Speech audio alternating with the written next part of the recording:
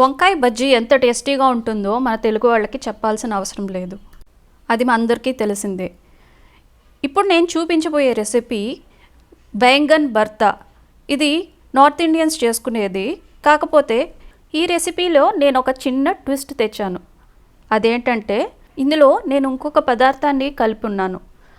దీనివల్ల ఈ రెసిపీలో బాగా క్రంచ్ వస్తుంది. దీన్ని బడి అంటారు. బెంగాలీస్ కానీ ఒడియా వాళ్ళు కానీ దీన్ని ఎక్కువగా వాడుతూ ఉంటారు.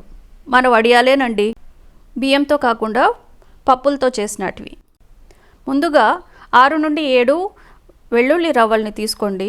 3 పచ్చిమిర్చిని తీసుకోండి. ఈ పెద్ద వంకాయని తీసుకొని దాంట్లో ఘాట్లు పెట్టి ఆ ఘాట్ల మధ్యలో ఈ వెల్లుల్లి రవ్వలు దాని తర్వాత పచ్చిమిర్చిని దూర్చి పెట్టేయండి.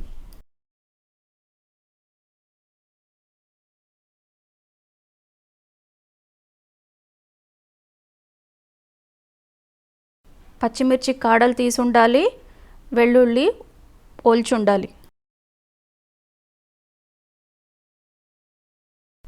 ఈ విధంగా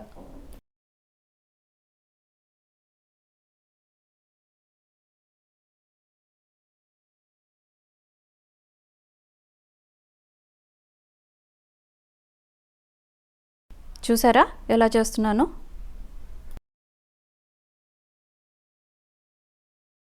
వెల్లుల్లిని కూడా అదే విధంగా లోపలికి దూర్చి పెట్టేయాలి.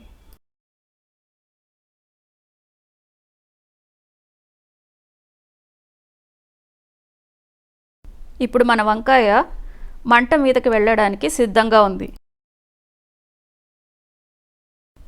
ఒక పెద్ద ఉల్లిపాయని చిన్న చిన్న ముక్కలుగా కట్ చేసి పెట్టుకోండి.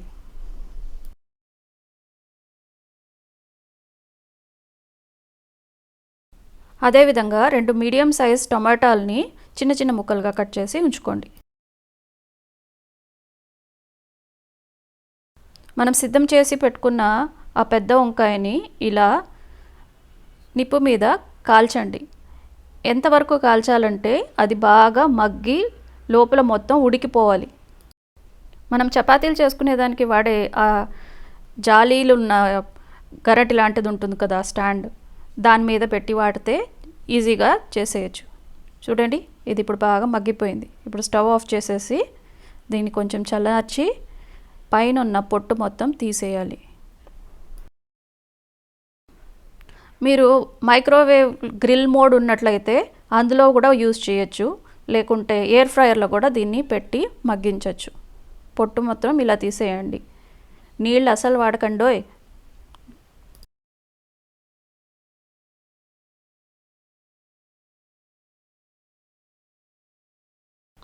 కాడని కట్ చేసి పారేసేయండి.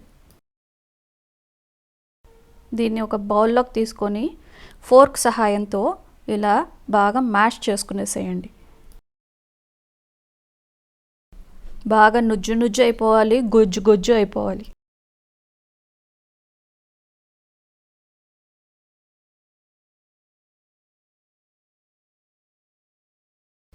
మళ్ళీ స్టవ్ ఆన్ చేసి దాని మీద ఒక కడాయో ముగ్గుడో పెట్టండి. అందులో కొంచెం నూనె వేయండి. 1 టేబుల్ స్పూన్ అంత నూనె. ఈ వడియాలు ఉన్నాయి కదా, వాటిని వేసి బాగా వేయించండి. ఫ్లేమ్ని లోగా పెట్టుకోండి. హై ఉంటే ఇలా కొంచెం మాడిపోతాయి. సో లోగా పెట్టి లోపల వరకు బాగా ఫ్రై అయ్యే వరకు బాగా వేపండి. వాటిని తీసి ఒక బౌల్లో పక్క పెట్టుకోండి. అదే కడాయిలో 2 టేబుల్ స్పూన్ల నూనె వేయండి. నూనె వేడెక్కాక 1 టేబుల్ స్పూన్ జీలకర్ర వేసి కట్ చేసి పెట్టుకున్న ఉల్లిపాయను వేసి బాగా వేపండి. ఉల్లిపాయ బాగా వేగిన తర్వాత అందులో టమాటాలు వేసి టమాటాలు మెత్తగా అయ్యే వరకు మగ్గించండి.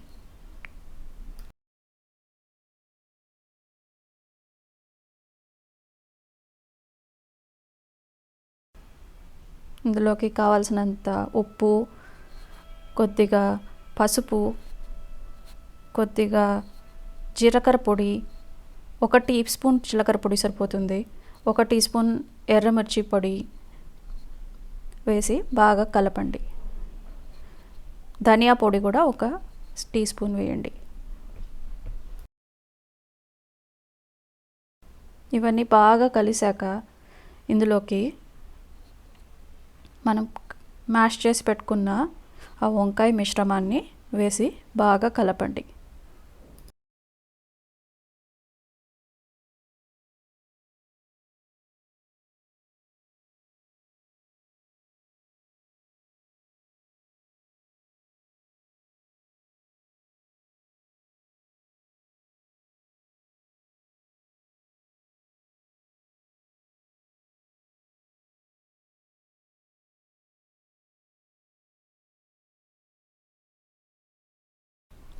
మనం సెపరేట్గా ఏంచి పెట్టుకున్నాం కదా, ఆ వడియాల్ని రోకల్లో వేసి కొంచెం దంచుకునేసేయండి. ముక్కలు ముక్కలుగా వేయాల.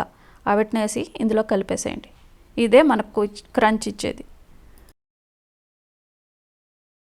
స్టవ్ ఆఫ్ చేసేసేయండి. బాగా కలిసిన తర్వాత కొద్దిగా కొత్తిమీర చల్లి మళ్ళీ కలిపి సర్వ్ చేసుకోవడమే. అంతే, ఎంతో రుచికరమైన బేగన్ బత్తా విత్ ట్విస్ట్. ట్విస్ట్ ఏంటంటే ఆ ఎక్స్ట్రా క్రంచీనెస్సే అనమాట. దీన్ని చపాతీలోకి కానీ రైస్లో సైడ్కి కానీ పెట్టుకొనేసి తినేసేయచ్చు. ఎంత టేస్టీగా ఉంటుందో ట్రై చేసి మీకు ఎలా కుదిరిందో నాకు తెలియచేయండి. దీన్ని బ్రెడ్ మధ్యలో శాండ్విచ్ లాగా పెట్టుకొని కూడా తినచ్చు. చాలా బాగుంటుంది. లంచ్ బాక్సెస్కి చాలా బాగుంటుంది. ట్రై చేస్తారా? నాకు కమెంట్స్లో తెలియచేయండి. బాయ్.